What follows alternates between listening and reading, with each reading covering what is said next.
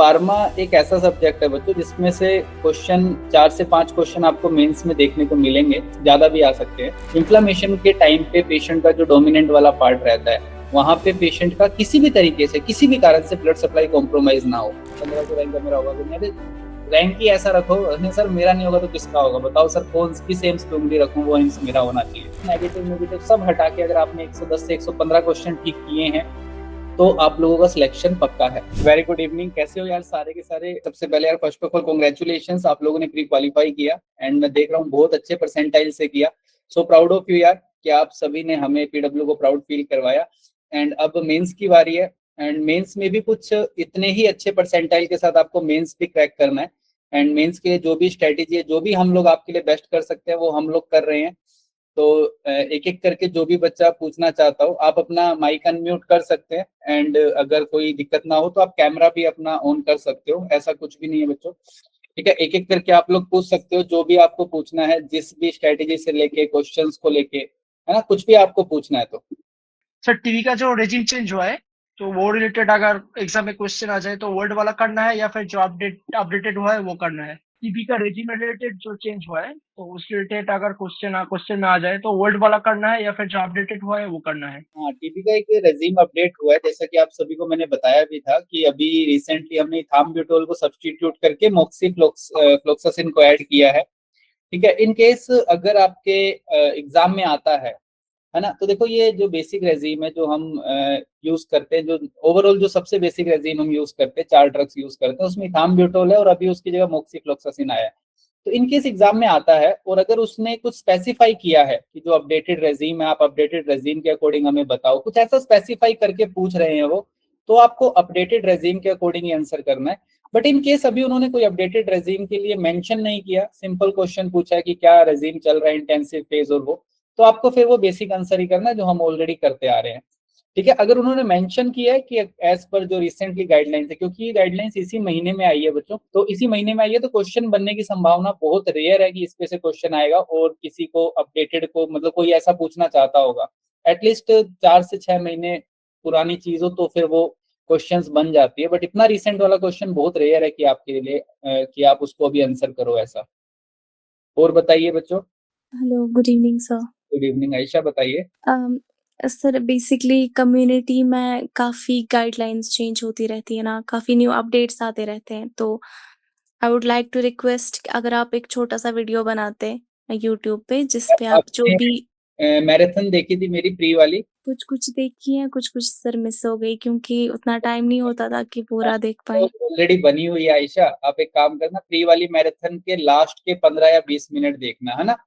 Last के 15 या 20 minute देखना प्री वाली मैराथन के अंदर, उसमें मैंने जितने रिसेंट अपडेट्स हैं इस साल के वो सारे अपडेट्स कवर किए हैं। ठीक है, वो एक बच्चों को पूछ भी लेना, बच्चे उस दिन बोल भी रहे थे सर आप ऐसा लग रहा है कि लाइव रिपोर्टिंग कर रहे हो फटाफट, मैंने 20 मिनट में लगभग जितने अपडेट्स थे वो सारे कवर किए, तो वो मैराथन में आपको मिल जाएगा। ठीक है, जितने भी अपडेट्स हैं उसको प्लीज चेक करिएगा, मैं ऑलरेडी करा चुका हूँ वो, ओके सर, है थैंक ना। यू। ओके ओके, और कोई जल्दी जो भी डाउट है, अच्छे अच्छे जो भी कुछ नहीं समझ आया हो कम्युनिटी में, किसी भी क्वेश्चन को लेके डाउट है ना, एग्जाम में कैसे अटेंड करना है इनको लेके डाउट है, कुछ भी है पूछिए आप,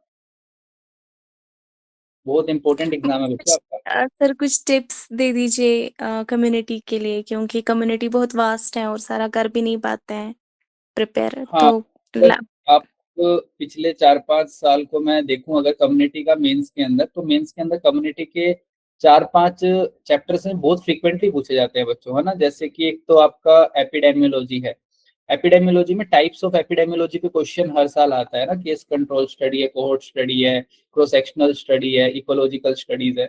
तो आपको ये जरूर पता होना चाहिए कौन सी स्टडीज के अंदर क्या हो रहा है, कौन सी स्टडीज में क्या हमें रिजल्ट मिल रहा है, क्या आउटपुट हमें मिल रहा है ना, और कौन से केस में हम कौन सी स्टडीज करते हैं।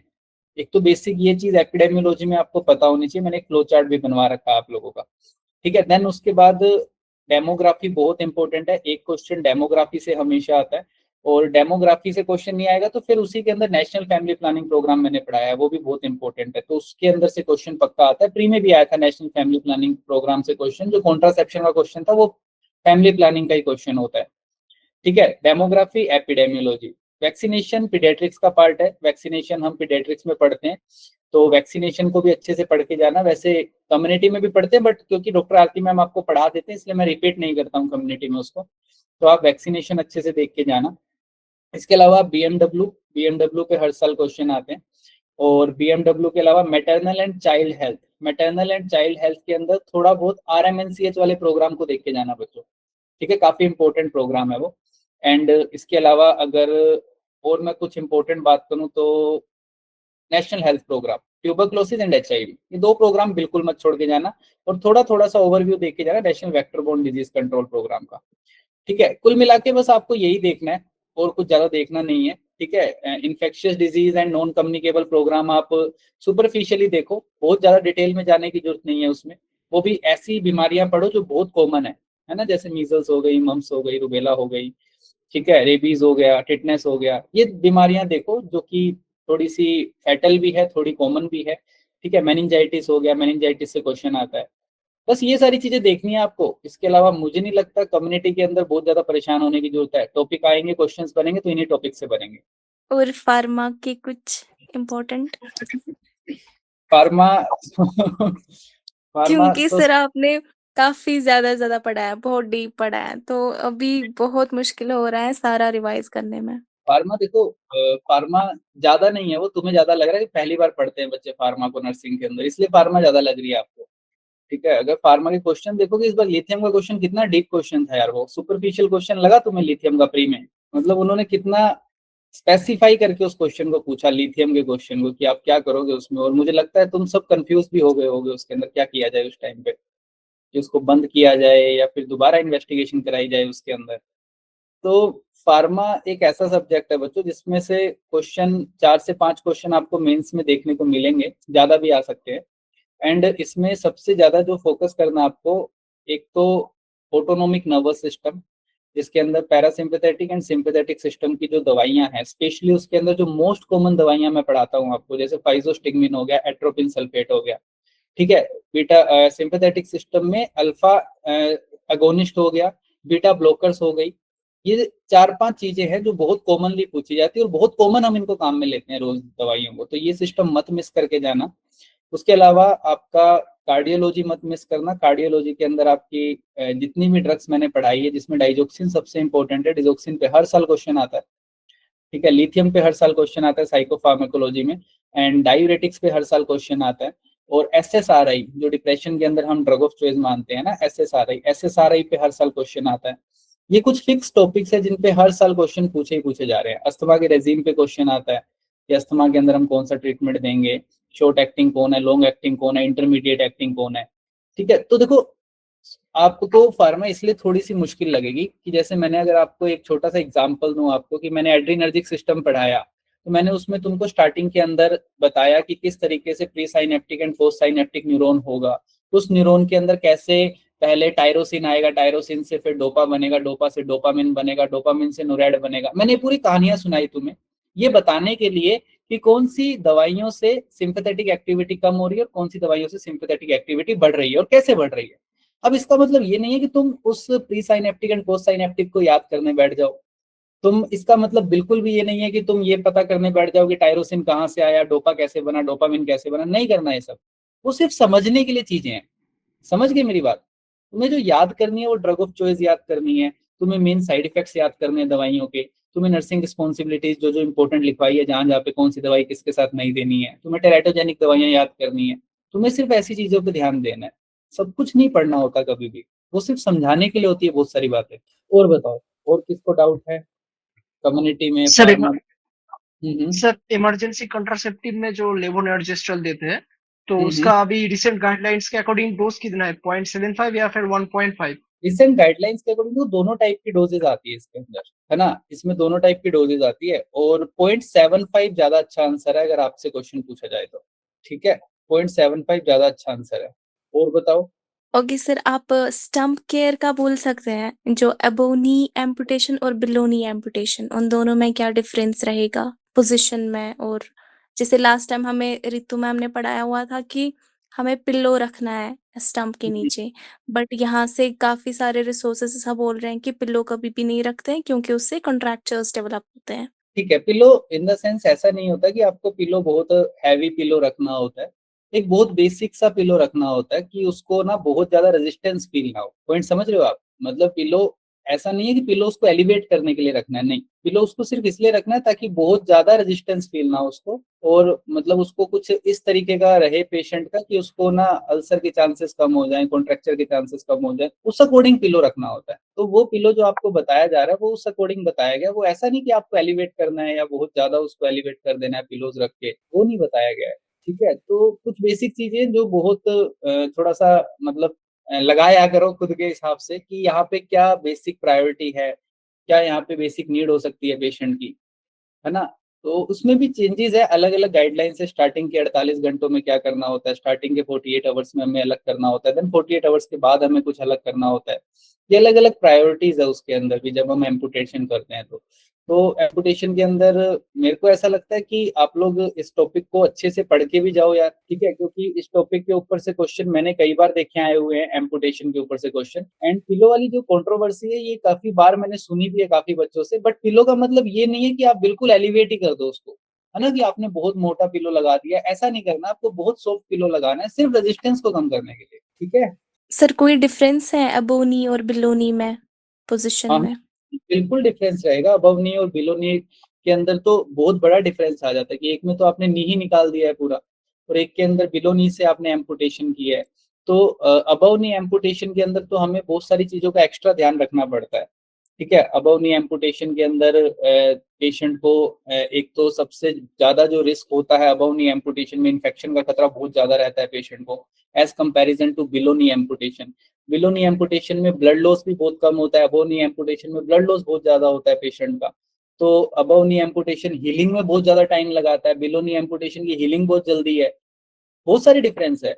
एक में तो आप जॉइंट ही पूरा निकाल रहे हो ना अबव नी एम्पुटेशन, और बिलो नी एम्पुटेशन में तो जॉइंट्स बच गया है पेशेंट का, नहीं ठीक नहीं है। सर, पोजीशन पोजीशन में कोई डिफरेंस रहेगा?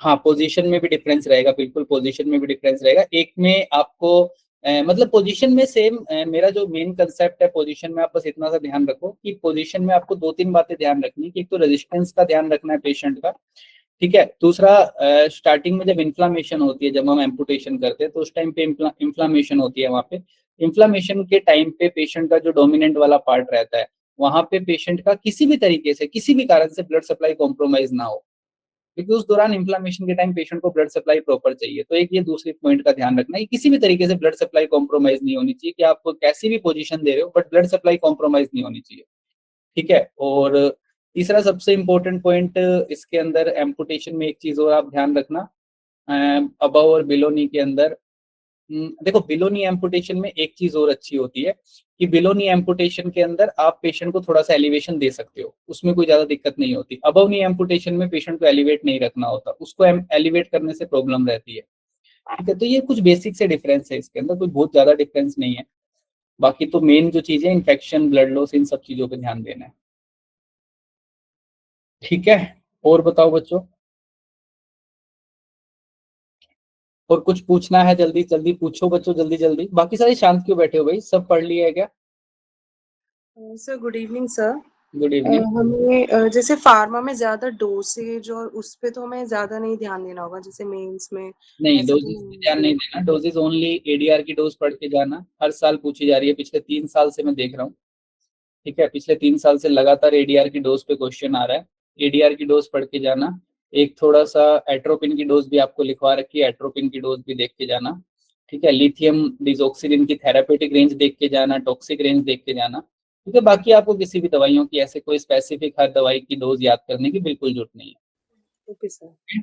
और बताओ बच्चों, पूछो पूछो, जल्दी जल्दी पूछो। सर तो कह रहे थे बहुत सारे डाउट है बच्चों कम्युनिटी के अंदर, फार्मा के अंदर, तुम तो डाउट ही नहीं पूछ रहे हो यार। पढ़ लिया है सब अच्छे से, सब रिवाइज कर लिया है? कैसा है कॉन्फिडेंस? ऐसे डर तो नहीं लग रहा बच्चों ज्यादा? मस्त एकदम सही है, कर लोगे। देखो प्री किया इतने अच्छे से तो मेंस को लगा लोगे, मुझे तो पूरा सर डर तो लग रहा है थोड़ा बहुत। थोड़ा बहुत तो लगता है, थोड़े बहुत से क्या डरना है, बट मुझे ऐसा लग रहा है कि अगर इतने अच्छे परफॉर्मेंस के साथ प्री क्लियर किया है ना तो ये लड्डू पेड़े इस बार मेंस में मचा के आएंगे भाई। मैं कह रहा हूँ एक मतलब शानदार रिजल्ट से निकलो, है ना, टॉप 10 टॉप 20 रैंक्स में निकलो, ज्यादा दूर जाओ ही मत, है ना, ज्यादा दूर जाओ ही मत, कि 1100 सर 1200 रैंक का मेरा होगा कि नहीं, सर 1500 रैंक का मेरा होगा कि नहीं। अरे रैंक ही ऐसा रखो, अरे सर मेरा नहीं होगा तो किसका होगा बताओ सर, कौन किस एम्स पे उंगली रखूं, वो एम्स मेरा होना चाहिए। ऐसे रैंक्स के साथ निकलो। पिछली बार भी बच्चे ऐसे रैंक के साथ निकले थे, और मुझे आप लोगों से बहुत ज्यादा उम्मीद है, आप पिछले वालों से भी अच्छा रिजल्ट दोगे इस बार। ठीक है, तो 160 क्वेश्चंस आने वाले हैं आपके, जैसा कि मैंने आपको वीडियोस में भी बताया था, है ना। वीडियो में भी आपने देखा होगा, मैंने आपको बोला था कितने क्वेश्चंस अटेम्प्ट करके आने हैं। तो सारे बच्चे इस चीज का भी ध्यान रखो कि आप सबसे पहले बैठोगे तो जो भी सेक्शन आपका ओपन होगा ना, उसका लेवल असेस करना कि उसका लेवल कैसा है, माइल्ड होगा या बहुत इजी लेवल है तो कोई दिक्कत नहीं है ना। इजी लेवल है तो आपको अपनी लिमिट पुश करनी ही करनी है बच्चों ना। इजी पेपर के अंदर कभी भी कम अटेम्प्ट मत करके आना क्वेश्चंस। ठीक है, मेरे पास अक्सर बच्चों के मैसेजेस आते हैं कि सर मैंने अपने आप को बहुत सेफ साइड रखा है, मैं तो सिर्फ 115 क्वेश्चंस अटेम्प्ट करके आया हूँ, मेरे नेगेटिव हो ही नहीं सकते, मेरे सारे सही हैं। ऐसा नहीं होता बच्चों ना, 100% एक्यूरेसी किसी की भी नहीं हो सकती। आप 100 क्वेश्चन अटेम्प्ट कर रहे हो तो भी आप 10-12 गलती करोगे ही करोगे, आप 150 अटेम्प्ट कर रहे हो तो भी आप 15-20 एमसीक्यूज गलत करोगे ही करोगे। तो एमसीक्यूज तो गलत होने ही होने हैं, है ना। बहुत सिली मिस्टेक्स होती है वहाँ पे एग्जाम्स के अंदर, जो आप प्री के अंदर भी, प्री के बाद भी आपको आके रियलाइज हुआ होगा। तो अगर इजी पेपर है तो अपने लिमिट को पुश करना, क्वेश्चंस थोड़े से एक्स्ट्रा अटेंड करना, जिनमें थोड़ा बहुत डाउट लग रहा है, दो दो ऑप्शंस में डाउट है, उनको पक्का अटेंड करना। ठीक है, बट अगर आप लोगों को सबसे इंपॉर्टेंट बात, पेपर का लेवल लगे हार्ड, कोई भी सेक्शन आपने ओपन किया वो हार्ड लग रहा है आपको, है ना, तो आप बिल्कुल कम अटेंड करें, तब बहुत ज्यादा आगे तक ना जाएं, 130 135 तक रुके। मैं हर एक बच्चे को बताना चाहता हूँ, अगर आपके 110 या 115 नंबर से ज्यादा आ जाते हैं, मेरी बात दोबारा से सुनना, मतलब 110 या 115 क्वेश्चंस आपने नेगेटिव हटा के सही किए हैं, सिंपल सा कहने का मतलब ये है ना। नेगेटिव हटा दो, नेगेटिव नेगेटिव सब हटा के अगर आपने 110 से 115 क्वेश्चन ठीक किए हैं तो आप लोगों का सिलेक्शन पक्का है। ठीक है, यहाँ पे कट ऑफ या फिर यहाँ पे गलतियां बहुत सारी होती है, बच्चों से भर भर के होती है गलतियां, बट बस कोशिश करना कि 15-16 से ज्यादा नेगेटिव ना हो। इससे ज्यादा नेगेटिव होंगे तो सिलेक्शन के चांसेस कम हो जाएंगे, इससे 15 तक नेगेटिव रहेंगे तो सिलेक्शन के चांसेस बहुत ज्यादा है। चलो और बताएं। सर जो कैसुनार फॉरेस्ट डिजीज है, तो उसमें जैसे प्रिवेंशन के लिए मैंने क्वेश्चन देखा था, तो उसमें था, मुझे कंफ्यूजन था कि जैसे इंसेक्टिसाइड जो है उसका यूज करना चाहिए या फिर वैक्सीनेशन, जैसे वल्नरेबल पॉपुलेशन है उनमें वैक्सीनेशन। दोबारा क्वेश्चन रिपीट करना एक बार, केएफडी के बारे में आपने क्या पढ़ा, केएफडी में क्या चीज प्रिवेंट करनी है? सर जैसे प्रिवेंशन के लिए हम क्या मेजर ले सकते हैं, तो वो क्वेश्चन थोड़ा मुझे ऐसा लगा जैसे इंसेक्टिसाइड से हमें ट्रीटमेंट करना चाहिए या फिर जो वल्नरेबल पॉपुलेशन है उनमें वैक्सीनेशन करना चाहिए। तो केएफडी के लिए वैक्सीनेशन तो कोई खास है नहीं अवेलेबल हमारे पास, है ना। तो मेरे अकॉर्डिंग ज्यादा अच्छा आंसर रहेगा कि आपको इंसेक्टिसाइड्स का ट्रीटमेंट ज्यादा अच्छे से करना चाहिए, है ना। वैक्सीनेशन हम उसी जगह पे करते हैं जहाँ पे वैक्सीनेशन इजीली अवेलेबल हो, वैक्सीनेशन सेफ हो एंड वैक्सीनेशन इजीली करी जा सके। हमारे पास कोई खास वैक्सीन है नहीं इसके लिए, तो फिर हम इसलिए इंसेक्टिसाइड्स पे ज्यादा अच्छा मतलब ज्यादा बढ़िया रहेगा। जैसे सेम टू सेम हम मलेरिया में भी करते हैं, है ना। मलेरिया में भी हम यही प्रिवेंशन करते हैं कि जितना साफ सफाई, जितना पानी इकट्ठा ना होने दो उतना बढ़िया है। वैक्सीनेशन हमारे पास हाँ ट्रायल में है, चल रही है बातें, बट जब तक वैक्सीनेशन नहीं है तब तक हम इन्हीं मेजर्स पे रिलाई करते हैं। ठीक है, हाँ सर, उसमें आंसर ये वैक्सीनेशन का था तो मुझे इसलिए कंफ्यूजन हुआ। नहीं नहीं नहीं, वैक्सीनेशन नहीं है कोई प्रेफर्ड, वैक्सीनेशन है ही नहीं हमारे पास कोई अच्छा, तो वैक्सीनेशन क्या ही करेंगे हम। हाँ मतलब इनकेस फ्यूचर के लिए आपसे पूछा जा रहा हो कि हाँ आने वाले टाइम में आप अगर वैक्सीन बन जाए तो ज्यादा अच्छा क्या है, तो नो डाउट तो वैक्सीनेशन ही है सबसे अच्छा तरीका, है ना, अगर आपसे इस वे में पूछा जा रहा हो। Okay sir. ओके, और बताओ बच्चों। सर हेपेटाइटिस सी का कोई वैक्सीन अवेलेबल है क्या? क्योंकि मैंने कहीं देखा था कि दिखा रहा है कुछ कि हेपेटाइटिस सी का वैक्सीन है। हाँ अगर देख समय बना भी होगा तो जब तक हमारे प्रोग्राम में इंक्लूड नहीं होगा तब तक कोई फायदा नहीं उसको पढ़ने का। ठीक है, तो बनने को तो कैंसर का वैक्सीन भी बन गया है, बट जब तक हमारी इंडियन गवर्नमेंट या हमारी हेल्थ मिनिस्ट्री उसको अप्रूवल नहीं देगी तब तक वो चीज ना पूछी जाएगी आपसे, ना आपके लिए वो रिलायबल सोर्स है। ठीक है, तो अभी तक हेपेटाइटिस सी का एज पर कोई वैक्सीन हम लगा भी नहीं रहे, ना कोई वैक्सीन है हमारे प्रोग्राम्स के अंदर, ना गाइडलाइंस के अंदर है, तो इसलिए अपने को उसको पढ़ना भी नहीं है, ना उसके लिए कोई ज्यादा चिंतित भी नहीं होना है। ठीक है, और बताओ बच्चों। Okay sir, thank you. और पूछो कोई डाउट, बाकी बच्चे जितने भी रह गए हैं जिनको भी कुछ पूछना है पूछ सकते हो। पूछो बच्चों, प्रिया, मोमिता, सर जितनी भी हैं। सर कोलेरा के वैक्सीन के बारे में कुछ बता दीजिए सर। हाँ, कोलेरा की वैक्सीन पढ़ाई थी आपको ना, 2 टाइप की वैक्सीन है कोलेरा की। और कोलेरा की वैक्सीन के बारे में एक तो ये सबसे इंपॉर्टेंट पॉइंट याद रखना कोलेरा की वैक्सीन के बारे में कि कोलेरा की वैक्सीन हम हर किसी को नहीं देते हैं, ठीक है। दूसरी बात, ना ये नेशनल फैमिली प्लानिंग में इंक्लूड है। कोलेरा की वैक्सीन हम सिर्फ ऐसी जगहों के लिए यूज करते हैं जहाँ आउटब्रेक्स आ गए हैं, है ना, या फिर जहाँ पे बहुत ज्यादा एंडेमिक हो चुकी है, कोलेरा की बहुत ज्यादा एंडेमिक आ चुका है, उस जगह पे हम यूज कर सकते हैं कोलेरा की वैक्सीन। जहाँ पे भी वल्नरेबल पॉपुलेशन लगता है हमें कि हाँ यहाँ पे टारगेट पॉपुलेशन है, वहाँ पे हम कोलेरा की वैक्सीन यूज करते हैं। वैक्सीन ऐसा नहीं है कोलेरा की कि एक बार दे दी तो दोबारा नहीं होगा कोलेरा। कोलेरा की वैक्सीन वही कोई 2-3 साल तक इफेक्टिव रहती है, ज्यादा से ज्यादा 5 साल तक इफेक्टिव रह सकती है, उसको दोबारा से रिपीट करना पड़ता है, ठीक है। तो कोलेरा की वैक्सीन को लेके मुझे नहीं लगता कोई, आज तक मेरे नजर में नहीं है कि ऐसा कोई क्वेश्चन आया है कोलेरा की वैक्सीन को लेके। और मतलब इतना कोई हाई एंड पॉइंट नहीं है कोलेरा की वैक्सीन, बट एक बार हाँ देख के जाना, ठीक है, क्योंकि वो नेशनल फैमिली प्लानिंग प्रोग्राम का हिस्सा नहीं है। हमारे पास है, हम लगाते हैं, हेल्थ वर्कर्स को भी हम लगाते हैं। अगर कहीं पे जाते हैं वो लोग, ऐसे आउटब्रेक्स में जाते हैं कहीं पे कोलेरा का ट्रीटमेंट करने के लिए, लोगों का कम्युनिटीज में जाते हैं, तो हम हेल्थ वर्कर्स को भी देते हैं और लोगों को भी लगाते हैं, है ना। बट कोलेरा में दिक्कत ये है कि कोलेरा में कैरियर बहुत ज्यादा होते हैं, तो हमें कोलेरा का पता ही नहीं लग पाता कि पेशेंट कौन है, कैरियर कौन है ना। तो एक बड़ी दिक्कत है। और वैक्सीन कोई बहुत ज्यादा इफेक्टिव नहीं है कैरियर पे, ये भी एक दिक्कत है कि वैक्सीन का कोई कैरियर पे बहुत ज्यादा इफेक्टिवनेस नहीं है। और बताओ बच्चों। सर चिल्ड्रन के लिए कॉन्ट्राइंडिकेशन है क्या कोलेरा की वैक्सीन? चिल्ड्रन के लिए कॉन्ट्राइंडिकेशन है क्या कोलेरा की वैक्सीन? ये नहीं है, वो आपको स्पेसिफाई एज लिखवा रखी है मैंने ना, less than 2 years और less than 1 year, दोनों के अंदर अलग अलग एज ग्रुप लिखवा रखी है, 2 वैक्सीन है दोनों के अंदर। तो वो एज ग्रुप देख के जाना, बस उस एज ग्रुप के अंदर ही कॉन्ट्रा इंडिकेटेड है, और तो किसी में कॉन्ट्रा इंडिकेटेड नहीं है ना। वो एज लिखवा रखी है स्पेसिफिक, उसी एज में कॉन्ट्रा इंडिकेटेड है। Okay sir, thank you. ठीक है, और बताओ बच्चों। Good evening sir. Good evening. Sir एक क्वेश्चन था, हाइपरटेंशन से हर नॉर्सेट में एक ना एक क्वेश्चन आ रहा है, हाँ, लेकिन एक बहुत कंट्रोवर्शियल जैसा हो गया ये। मतलब कोई बोल रहा है एएचए की गाइडलाइन फॉलो करो, कोई बोल रहा है डब्ल्यूएचओ की, लेकिन अब ये नहीं पता कि ये नॉर्सेट में आएगा तो हमें किस बेसिस पे अटेम्प्ट करना है, क्योंकि उसमें तो ऐसा मेंशन नहीं आ रहा ना कुछ कि एएचए के अकॉर्डिंग जाओ। ना जो अगर आप लोग गाइडलाइंस देखोगे ना एम्स की भी, और जो मुझे भी याद है जब मैंने एम्स की गाइडलाइंस देखी थी मेरे टाइम पे जब मैं पढ़ रहा था, तो ज्यादातर सारी जगह पे ना यूरोपियन गाइडलाइंस ही फॉलो की जाती है ना। यूरोपियन गाइडलाइंस को ज्यादा प्रायोरिटी दी जाती है, जब बहुत ज्यादा फर्क नहीं है अमेरिकन और यूरोपियन गाइडलाइंस के अंदर। यूरोपियन गाइडलाइंस के अंदर जो मेन इंपॉर्टेंट बातें हैं वो कुछ ऐसी भी है यूरोपियन गाइडलाइंस के अंदर कि आपको ग्रेडिंग दे रखी है बहुत अच्छे से।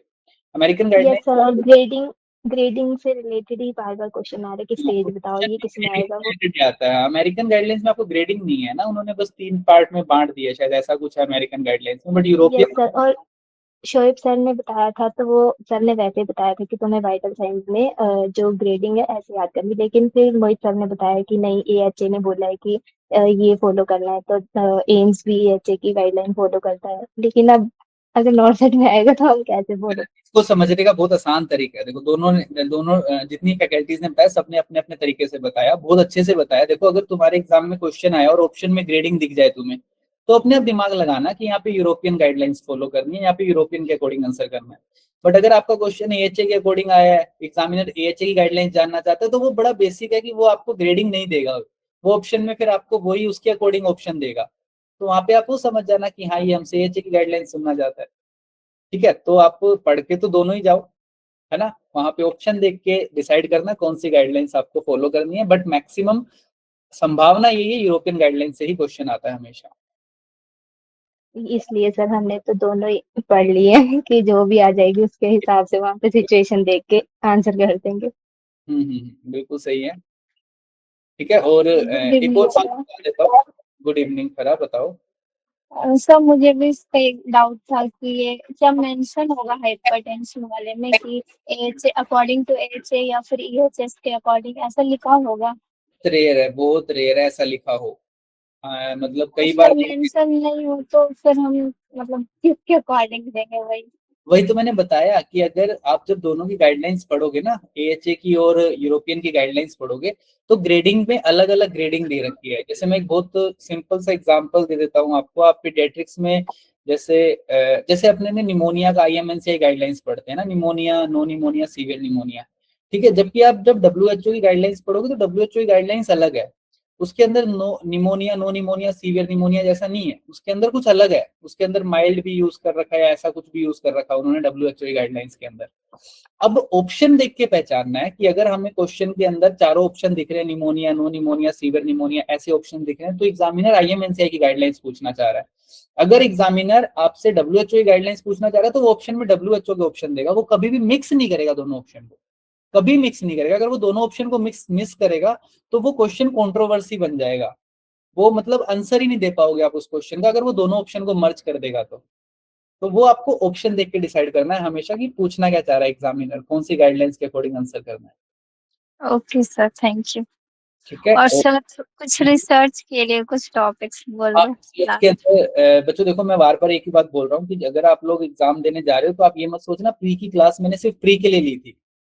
प्री वाली क्लासेस जरूर देख के जाना दोबारा, अगर आपको टाइम मिलता है तो उन क्वेश्चंस को एक बार दोबारा से रिकैप करके जाना, रिव्यू करके जाना दोबारा। क्योंकि प्री के अंदर मैंने बहुत सारे रिसर्च के क्वेश्चंस भी करवाए थे, फार्मा के भी करवाए थे। ठीक है, फार्मा के चलो ठीक है, तुम्हें अभी मैं दोबारा भी करवा दूंगा। कल वापस से मेरी क्लास है मेंस की, उसमें फार्मा भी है। कल वाली क्लास में मैंने सारे सब्जेक्ट्स के क्वेश्चंस डाले हैं, जितने भी टॉपिक्स रिपीट हो रखे हैं वो सारे टॉपिक्स मैंने डाले हैं कल वाली क्लास में। तो उसमें OBG भी है, मेडिसिन भी है। बट रिसर्च के अंदर बायोस्टैट्स को मत छोड़ के जाना बच्चों। बायोस्टैट्स में एरिया अंडर द कर्व से शुरुआत होती है, सेंट्रल टेंडेंसी से शुरुआत होती है, स्टैंडर्ड डेविएशन, देन उसके बाद area under the curve, then उसके बाद P values, alpha error, beta error, null hypothesis. ठीक है, सैम्पलिंग मत छोड़ के जाना, सैम्पलिंग अच्छे से पढ़ के जाना। देन आपके पैरामेट्रिक, नॉन पैरामेट्रिक टेस्ट पढ़ के जाना अच्छे से। इनको बिल्कुल मिस मत करके जाना, इनको अच्छे से पढ़ के जाना। और रिसर्च से प्री में क्वेश्चन आता है या नहीं आए, कई बार किस्मत होती है, बट मेंस में पक्का आता है ना। मेंस में आपको 2 से 3 क्वेश्चन 100% मिलेंगे बच्चों। तो और सबसे ज्यादा क्वेश्चन जो देखा है मैंने मेंस में, वो अल्फा एरर और बीटा एरर पे आता है, एक क्वेश्चन फिक्स है। और एक कॉन्फाउंडिंग पे क्वेश्चन आता है, कॉन्फाउंडिंग भी अच्छे से देख के जाना। कॉन्फाउंडिंग मैंने बताया था ना, तुम लोगों को याद है ना। सिर्फ ऐसे याद रखना यस। कि जो इंसान अगर अल्कोहल कंज्यूम कर रहा है तो नो डाउट वो बंदा स्मोकिंग भी कर ही रहा होगा। तो एक फैक्टर फ्री फोकट में ऐड हो जाता है ना, एक फैक्टर फ्री फोकट में ऐड हो जाता है, दैट इज कंफाउंडिंग। एक बहुत सिंपल लैंग्वेज में याद रखना कंफाउंडिंग का मतलब। ठीक है। और एक प्रियंका पूछ रही थी, मुझे याद आ गया एकदम से, कि जो वैक्सीन थी आपकी कोलेरा की, 2 टाइप की थी। एक तो सेंकोल वैक्सीन, एक डिकोरल वैक्सीन बताई थी मैंने ना। तो मुझे एज ग्रुप याद आ गई, तो मैं आपको बता देता हूँ। डिकोरल वैक्सीन हम 2 साल से बड़े बच्चों में देते हैं, एंड सेंकोल वैक्सीन हम 1 साल से बड़े बच्चों में देते हैं। ठीक है, बस यही गाइडलाइंस है। और बस 1 साल से कम में सेंकोल वैक्सीन नहीं देनी, डिकोरल वैक्सीन 2 साल से कम में नहीं देनी, बस ये याद रखना है। ठीक है। ओरल रूट होता है, ओरल से देते हैं, सारे बच्चे याद रखना। 2 डोज दी जाती है ओरल, और डोज के बीच में मिनिमम 1 हफ्ते का गैप या 1 से 2 हफ्ते का गैप रख सकते हैं। और बताओ बच्चों। सर अब 2 days बचे हैं, तो अब क्या करना है ये बता दो। 2 दिन बचे हैं ना। अब मुझे ऐसा लगता है आपको सबसे ज्यादा वो चीजें करनी चाहिए जो कॉपी आपने बनाई थी, जिसमें गलतियां लिखी हुई है ना आपने अपनी, ये गलत हुआ था मुझसे, ये गलत हुआ था मुझसे। देखो मुझे लगता है कि आप लोग प्री तक पहुंचे हो, प्री क्वालिफाई किया, तो आपने ये समझदारी बिल्कुल करी होगी हर एक बच्चे ने, कि एक नोटबुक पक्का लगा रखी होगी। जो MCQs गलत हो जी रहे थे सर। तो आपने वहां लिखा होगा पक्का। उस कॉपी को अच्छे से देख के जाओ इस टाइम पे, क्योंकि वो गलतियां हैं, वो आपकी जो गलतियां हैं वो आपकी ना एकदम परमानेंट मेमोरी में घुसी हुई होती है। आप उनको रिपीट भी करते हो वापस से। वो क्वेश्चन एक बार आपने गलत किया तो आप खुद फील करोगे कि वो क्वेश्चन दोबारा सामने आएगा, आप दोबारा भी गलत कर देते हो कई बार जल्दबाजी में। फिर आपको याद आता है, अरे हाँ यार ये तो हमने पढ़ा था, सर ने बताया था, ये तो ऐसे नहीं ऐसे होगा। तो वो चीजें परमानेंट मेमोरी से बाहर निकलने में टाइम लगता है, और वो चीजें रिवीजन मांगती है।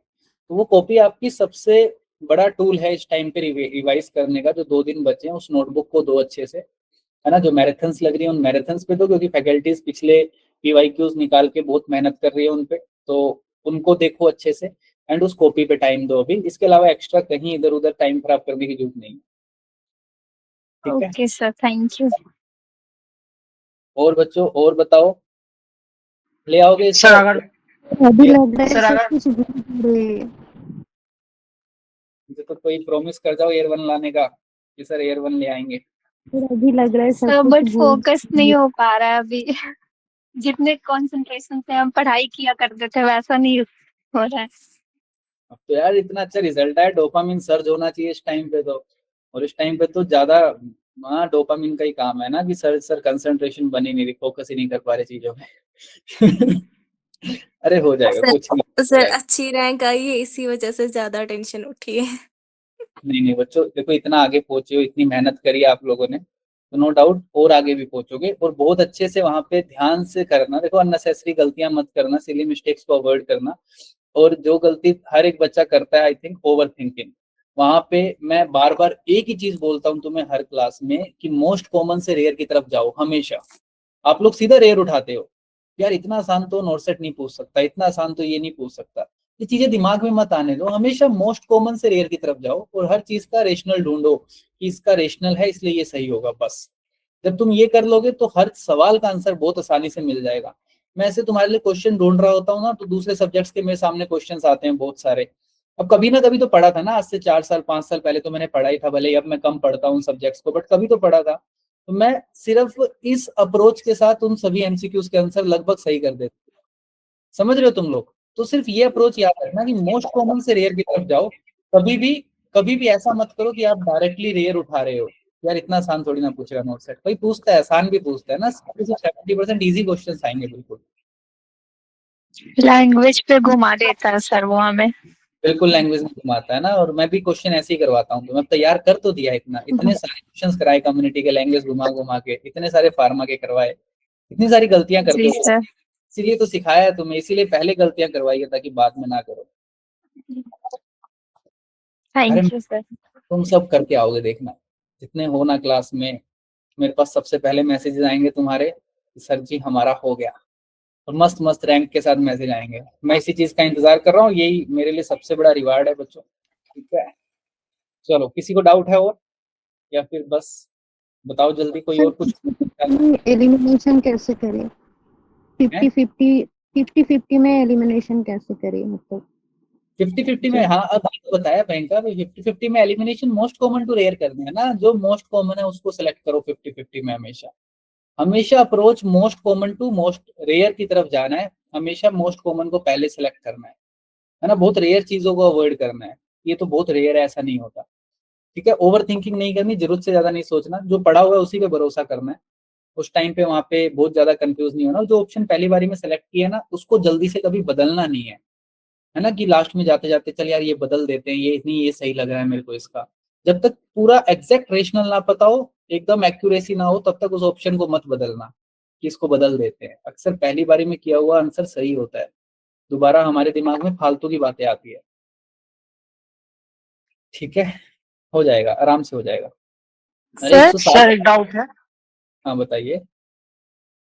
सर अगर कोई क्वेश्चन गलत आ जाता है जैसे कि पी में आया था, तो उसको क्या अटेम्प्ट करके आना है या फिर स्किप करके आना है?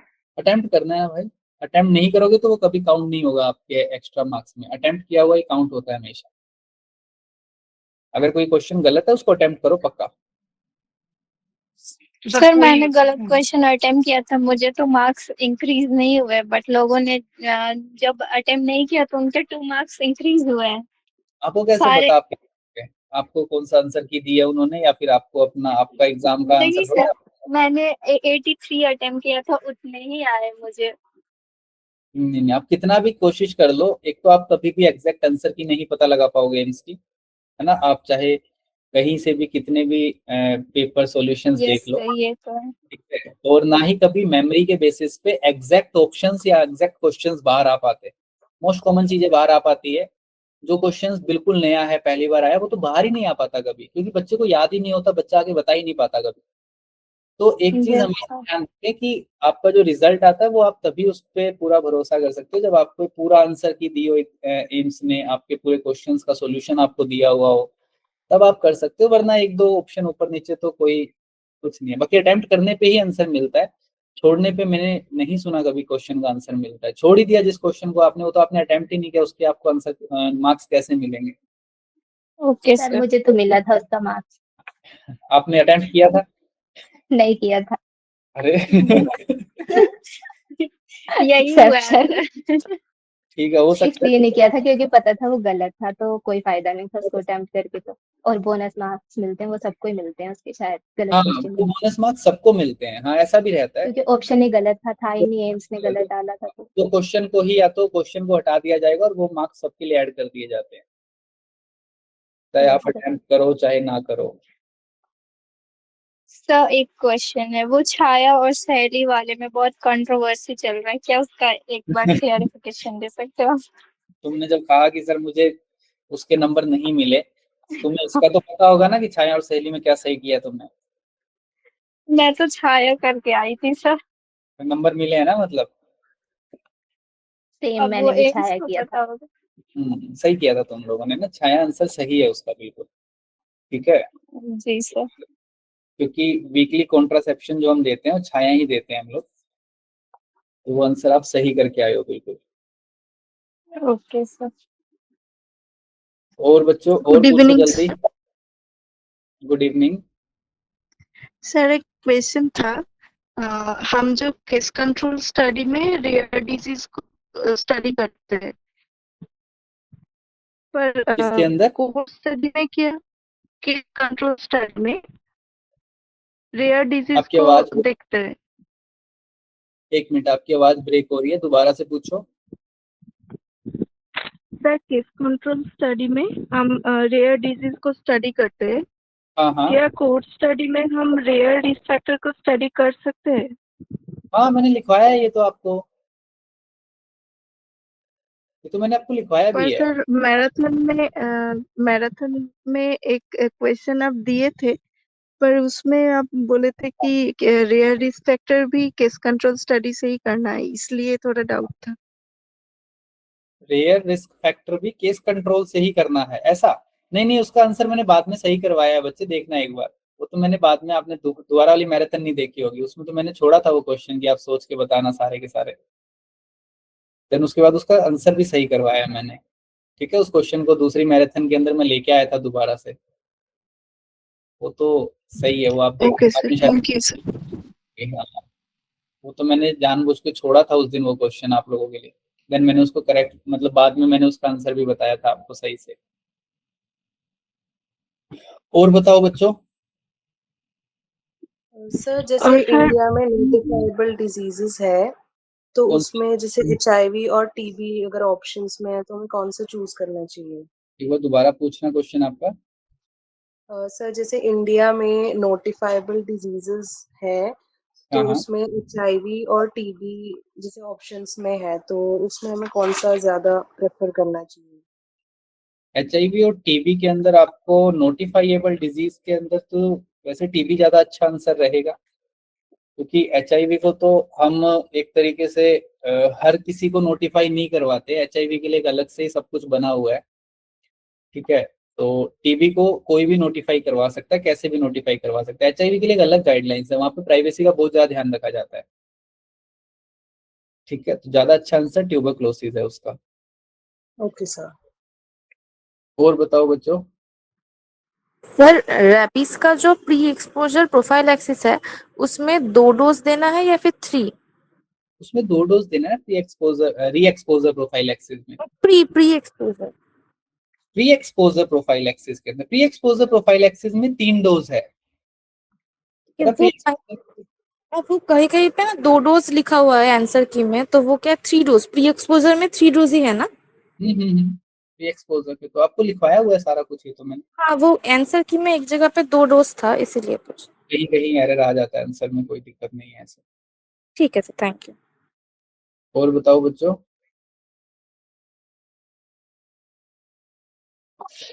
ठीक है, आई थिंक बहुत है।